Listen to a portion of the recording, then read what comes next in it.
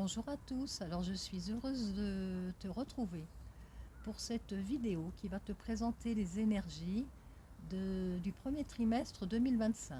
Alors encore une fois, je précise que ces énergies-là, elles sont globales, elles vont concerner une majorité de personnes, en sachant que chacun avec son propre thème et son propre chemin de vie va vivre les choses d'une manière différente. Voilà, on est bien d'accord. Je profite pour te souhaiter une excellente année 2025, santé évidemment, prospérité, que ton pouvoir créateur soit le plus possible en action. Et en attendant, je vais commencer à te parler du mois de janvier. Qu'est-ce qui t'attend? Qu'est-ce qui t'attend au mois de janvier? Alors pourquoi je prends le tutoiement dans cette vidéo? Parce que justement, je vais parler des énergies d'une manière qui vont nous toucher et te toucher d'une manière un petit peu plus profonde, un petit peu plus au niveau de ton grand tout. Et je trouvais que le tutoiement était plus adapté. Voilà. Alors en janvier, qu'est-ce que ça peut te donner? Déjà en janvier, ça te demande de commencer à penser à te refaire une santé. Parce que de l'énergie pour 2025, tu vas en avoir besoin. C'est une année charnière. Alors c'est comme une poussée un petit peu que tu pourrais ressentir, incontrôlable, une poussée qui pourrait s'emparer de toi sans que tu t'en rendes même vraiment compte. Mais quelque chose qui te dit de toute façon de terminer un chapitre de ta vie, parce que ça va être comme ça pour quasiment tout le monde, un, peut-être plusieurs chapitres, et en même temps de commencer à se préparer pour les nouveaux. Sur les autres plans, les autres chapitres sont déjà prêts, les autres histoires sont déjà là, elles attendent en fait que tu fasses de la place pour pouvoir commencer à exister. Et c'est pour ça que tu pourrais avoir l'impression de même plus diriger les choses. En tous les cas, il y a des moments où les choses vont se faire, où les événements peuvent se dérouler de manière interdépendante. Alors même si tu restes créateur de ta vie, puisque nous sommes tous quelque part créateurs de notre vie, là, il se peut qu'il y ait des choses qui se mettent en place de manière finalement incontrôlée et incontrôlable. Mais ce sera pas mal, il faudra juste laisser faire.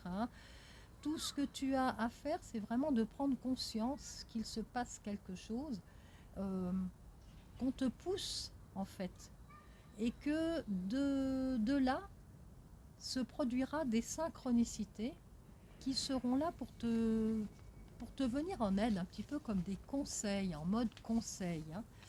On te demande juste de te faire confiance, et puis d'ailleurs vaudra mieux parce que ça va être un petit peu le 2025. 2025 va être un petit peu sous ce flot-là. Et ça va te pousser aussi à sortir de tes zones de confort parce que tu ne vas pas avoir le choix en fait. Il va falloir aller nettoyer un petit peu certains recoins de ta vie. C'est un petit peu comme quand tu n'as pas envie de faire du grand ménage et puis tu mets des poussières sous le tapis. Enfin, c'est un petit peu l'image qu'on donne tout le temps. Soulève le tapis, on met des trucs si on n'a pas le temps, et puis il faut faire vite. Donc on nettoie juste ce qu'on voit, mais ce qu'on ne voit pas, c'est pas grave. Là, non. Là, on va te demander de tout nettoyer. Et puis de le soulever le tapis. Et puis d'aller nettoyer ce qu'il y a dessous et d'aspirer ce qu'il y a dessous. Et alors je m'adresse aux rois et aux reines de la procrastination parce que vous risquez d'être stressé. Ce ne sera pas je nettoierai demain ou je ferai ça dans un mois. Non, là c'est maintenant qu'on te demande de nettoyer sous ton tapis ou de nettoyer des trucs que tu as laissé en plan depuis un petit moment. C'est maintenant.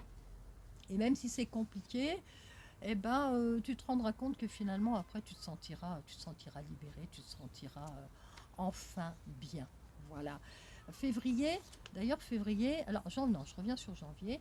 Janvier, c'est un petit peu comme si on te demandait et comme si on te poussait aussi. Il va y avoir ces deux énergies-là, à la fois en introspection, j'avance, je fais des choses, je nettoie, je prends conscience d'eux, et en même temps, De toute façon, j'ai pas le choix parce que je sens cette poussée. Il y a quelque chose qui me dit d'y aller, je sais même pas ni comment, ni où, ni quoi faire, mais c'est comme ça. Il va falloir que j'aille dans cette direction-là. Ça va être janvier. Février va te demander, tu pourrais te sentir avoir envie de, évidemment, d'être toujours dans cet esprit et ce besoin d'aller d'aller nettoyer sous le tapis, hein, ou en tous les cas de terminer ce nettoyage-là, mais finalement d'aller chercher de la collaboration. Alors, soit tu vas chercher de la collaboration qui va t'aider à nettoyer des choses parce que finalement, ce que tu veux nettoyer n'applique pas seulement que ta personne, mais d'autres personnes. Soit que tu as besoin d'avoir un coup de main, puis qu'il y a des trucs que tu n'as pas envie de faire tout seul et puis tu vas demander de l'aide. Mais février va être plutôt d'embarquer du monde, hein, avec toi. Voilà. Alors, si on regarde un petit peu le mois de mars, il s'annonce globalement plutôt remuant, hein, plutôt remuant et même plutôt peut-être braque et puis un peu brut de décoffrage quand même. Alors, selon la personnalité que tu as, tu pourrais avoir les nerfs à rude épreuve. Si tu es cool, bah écoute, normalement ça devrait pas trop t'affecter, mais si tu es plutôt d'un tempérament sanguin, ça devrait peut-être te fatiguer. Et puis j'ai même envie de dire à ceux qui pourraient t'approcher ou être près de toi, eh bien d'ouvrir un parapluie parce que des éruptions volcaniques, elles pourraient quand même se passer, hein. Alors en mode, on va dire faible, à modéré, à fort, mais en mars, ça va bousculer, quoi, ça va bousculer. En tous les cas, pour ceux qui sont impulsifs, essayez quand même de pas trop malmener votre entourage, ça serait plutôt sympathique. Alors, en résumé, qu'est-ce que j'avais mis en résumé? En résumé, hop, je reviens à ma petite fichounette.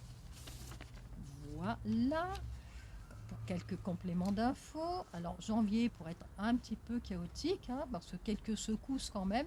Évite de te précipiter dans toute décision importante. Garde en tête de mettre le pied sur le frein, voilà, ou alors tu diminues le café. Et puis tu centres plutôt les nettoyages au niveau de ton grand tout, hein, au niveau individuel. En janvier, tu embarques personne. En février, eh ben, tu pourras normalement mieux respirer parce que les énergies se stabilisent. Et puis, prends du monde, fais-toi aider, collabore ou accepte la collaboration. Et puis si jamais tu croises un papillon, tu lui fais signe parce que ce sera justement une synchronicité qui te dira tiens, papillon, transformation. Cela dit, en février, je doute quand même fort que tu croises un papillon dehors, à moins que ce soit... tu peux très bien croiser un papillon dans un magazine ou sur un écran. Voilà, ce sera aussi un signe de transformation. En mars, eh ben, en mars, on crée, hein, parce qu'il n'y a pas de souci. Par contre, fais attention par rapport à l'énergie de Mars qui peut quand même être un petit peu braque. Mais c'est une énergie qui est quand même créatrice, donc on va garder ça en positivité, hein. Essaye de rester zen, hein, malgré les turbulences. Et puis écoute ton intuition. Et puis encore une fois de plus, fais confiance à ton pouvoir créateur. Laisse-lui la place, laisse-lui, voilà, la place d'être présent. Et puis, je te donne rendez-vous pour les trimestres suivants. Donc après, on va avoir avril, mai et juin. Tu auras donc une autre vidéo qui va arriver, je pense, en mars. Je pense que fin mars, il y aura avril, mai, juin. Et on va voir un petit peu ce que ça donne en numérologie pour ce deuxième trimestre-là. En attendant, prends soin de toi. Fais que chaque jour soit un jour où tu puisses trouver et profiter de quelque chose d'agréable, que ce soit une rencontre, un bonjour, voilà, même quelque chose de joli que ton œil capte, mais fais en sorte que cette journée soit belle le plus possible. Prends tout ce que tu peux prendre de manière positive, essaye. Ça tu peux parce que ça c'est ton esprit et ta façon de voir les choses qui t'appartient à toi. Donc tu peux le faire ça. Tu peux donner à une journée une bonne note à la fin. Voilà. À très bientôt et prends soin de toi.